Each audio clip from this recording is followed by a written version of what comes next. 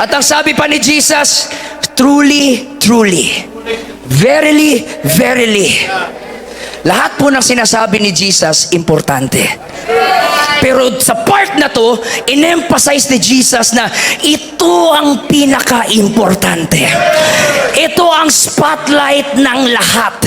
Bago mo basahin yung Genesis, bago ka mag-enjoy sa adventure sa Exodus, bago mo basahin yung poetry ng Psalms at wisdom ng Proverbs at philosophy ng Ecclesiastes at mga writings ni Paul, bago mo basahin lahat yan, dito ka muna magsisimula.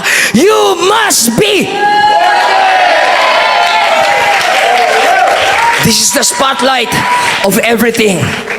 Si Nicodemus ay hindi po ordinary fellow.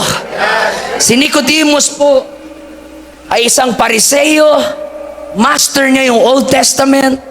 Siya po ang premier theologian nung araw na yon.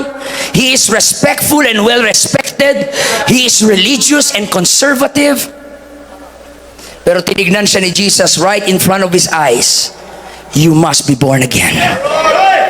It is not an accident. Bakit kay Nicodemus niya tinuro yung born again? Hindi sa mga disciples, hindi sa mga unbeliever, kay Nicodemo. Dahil gustong ipakita ni Jesus kay Nicodemo, hindi ang pagiging Pariseo mo ang magliligtas sa iyo. Hindi ang pagiging relihiyoso mo ang magliligtas sa iyo.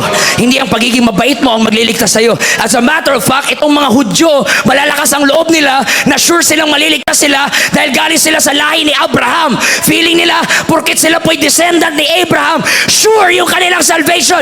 Pero binasag ni Jesus yon. Tinignan siya ni Jesus mata sa mata. Wala akong pake kung anong reliyon mo at anong lahi mo. Ang sabi ni Jesus, Nicodemus, you must be born again. Nasa kanya na ang lahat ng religiosity, knowledge sa Bible. Naku, hindi natin mapapantayan si Nicodemus.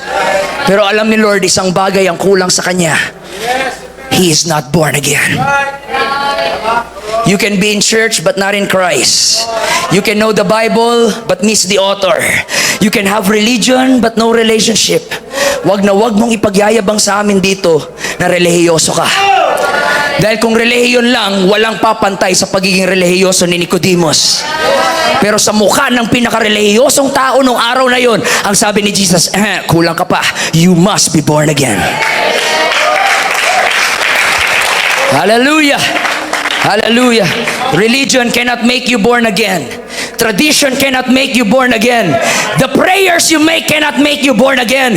Christian songs cannot make you born again. Moral values cannot make you born again. It's only God through water and spirit that can make you born again.